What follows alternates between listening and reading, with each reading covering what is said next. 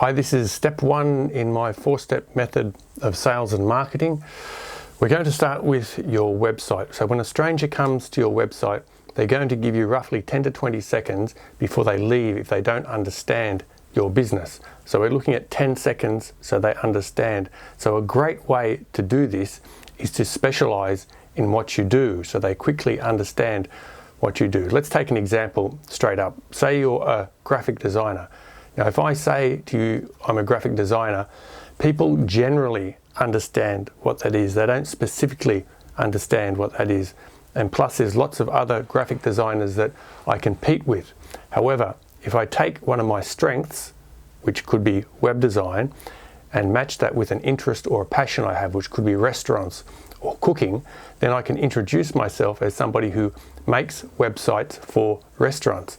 And that would be the first thing they would see on my website. So instantly they understand. Let's look at a misconception about specializing or niching.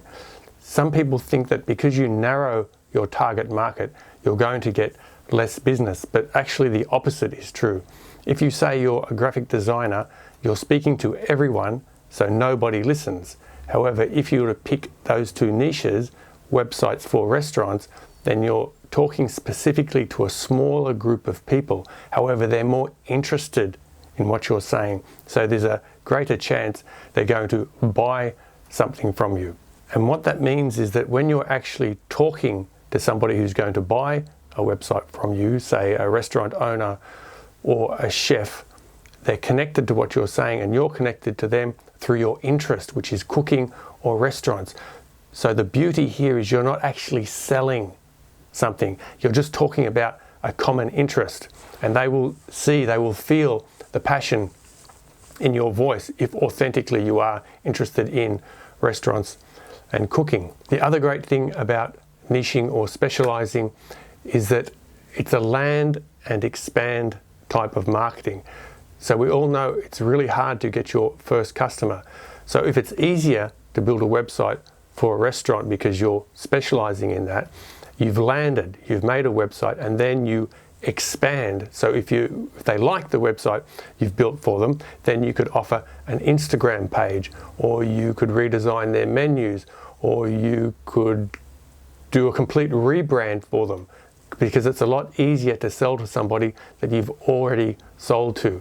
And when the customer is looking at your website, they want to know that you're good at what you do. So you show them how you do what you do through articles, videos, and case studies. It's not that hard to do articles, videos, and case studies. I'll make some more videos about that. The important thing is that with your articles, that you say something that other people aren't really saying. If you write an article that can be found easily on the internet, you're not really differentiating yourself, or you're not being unique. There are many different ways to write articles we'll go over later. But one important one you should really consider is giving your opinion. So for example, you might build websites and you might be of the opinion that all micro businesses that are run by one people, all they need is a one-page website.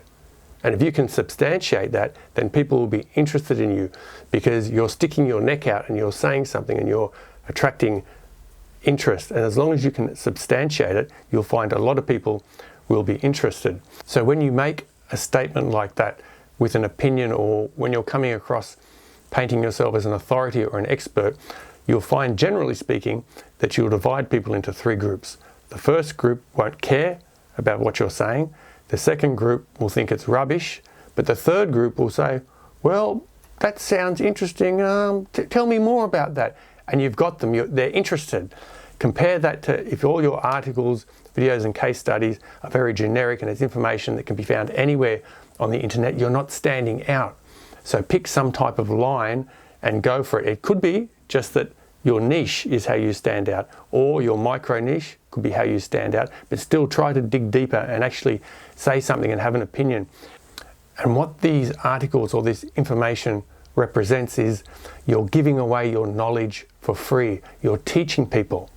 Products do this very well. If you want to buy an ice cream, you walk into an ice cream shop, they let you sample the ice cream before you buy it.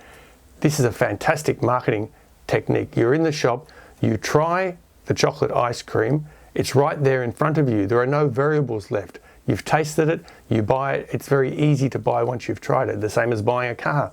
Before you buy a car, you test drive it. Before you buy software, they give you the software for 30 days for free. And this is how it works too when you're selling a service. Your articles, videos, and case studies, you're giving away your knowledge for free. And it's important to make it for free. If you're asking for somebody's email address to give them this knowledge, that's not really for free. You're putting a gate or a barrier in front of your knowledge. I don't think it's a good idea to do this. If you're famous, you can maybe get someone's email to give them information, but really, if you give someone your email and you get that information, it's probably going to be information that you can find anywhere on the internet. So why put a barrier before your information? Give it away for free. Freely help people. We'll have another video on how to help people, because this is very important, to give something away for free so they can experience your service, which makes them more inclined to buy from you. And then there's trust. Having your name and your location and your photograph on your website is important. Otherwise, people may think that you're hiding from them. Of course, your intention is not to hide, but people may get that impression because people don't trust the internet. However, they want to trust you. And with your location, we are now living in a global marketplace, especially if you niche. You could have somebody from anywhere in the world wanting to contact you. So have your name of your country, your state, and your city, and even try and drill down into having your suburb there, because it creates familiarity with people. And we also want to have on your contact page your email and your phone number, so you're easy to contact. And then you can also push it even further and have the 3 words, same day reply, because a big problem with customers contacting businesses is they don't contact, because so many businesses either don't get back to you late, or respond with some fuzzy answer that is incomprehensible. And then we come to price. Too many small businesses worry too much about price. You know roughly what your price should be.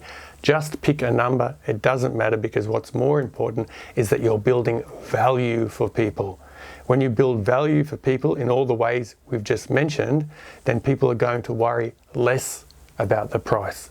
And when it comes to price, have a structure so people can easily give you their money. For example, start off with a free chat. Some people call it a consultation. Maybe chat is better. And this is just to have a very casual conversation with the customer, because you know yourself, when you call a business, a lot of the times after the first 10 or 20 seconds, you'll think to yourself, I don't like this person. This person is a lot of hard work. So the quick 5, 10, 15, 20 minute chat on the phone just opens you up to be a likable person. You don't really have to instill too much advice or knowledge, although you can. It's really just to get that familiarity going, to make a person feel that they want to work with you. So you start off with the pricing with free consultation. And then instead of saying, for example, if you're a graphic designer, $120 per hour, that's difficult for the customer because they don't know how much the website will cost them. So if you can somehow pick a number with conditions, of course, pick a number, say it's $4,000. Then they know that the $4,000 covers the website. So what you've done is you made your service into a product. Some people call this productizing. And with the $4,000, don't ask for it up front, because that puts too much risk with the customer. And don't ask for it at the end, because that puts too much risk on you. See if you can spread it out. So for example, you could say, I'll start work with a 10% deposit, and then these 3 or 4 staggered payments. Therefore, you're spreading the risk for you and the customer, which makes it easier for people to give you their money. And lastly, there's why. Why do you do what you do? This is where some people can align themselves with social or environmental causes, and it's important, because if you feel that way, other people will feel that way too. And this is your why, your reason for being. You have to also be careful, because some people may do this to jump on a bad bandwagon, and they may not be that sincere. So it is a tricky area. For example, my interest, I used to volunteer for a suicide prevention charity, do marketing work for them, because that's something I'm very interested in. But I don't really talk about that too much because I'm not actually doing it at the moment. So technically I'm not doing it. I am looking for another charity to work for, but I'm a bit reticent about talking about that because it's more of a personal thing. You can mention it. I do have a button on my website that explains about social and environmental responsibility, but I don't go too deeply into it. So all these things we've just spoken about, we're painting a picture of not only your service, but you also in a personal way. Because the beautiful thing about operating a solo business or a small business, micro business, solopreneur, whatever you'd like to call it, is that people cannot copy you. So your photograph on your website, that's you cannot be copied. It's a beautiful thing when you think about it. They can copy your systems, your customer service, they can copy the product you make, people can pretty much copy anything except you. So promote you because they cannot copy it. And the final point on step one here is everything we've spoken about is meant to get the customer 80% ready to buy. So your website should do such a great job that people will contact you by phone or email and they're ready to buy. And all you have to do then is don't say or do dumb stuff. That may sound funny, but a lot of people make these great websites and they're uncontactable. Or when they do call you back, it could be a week later and they're not very interested, or they're tricky, or they're pushy.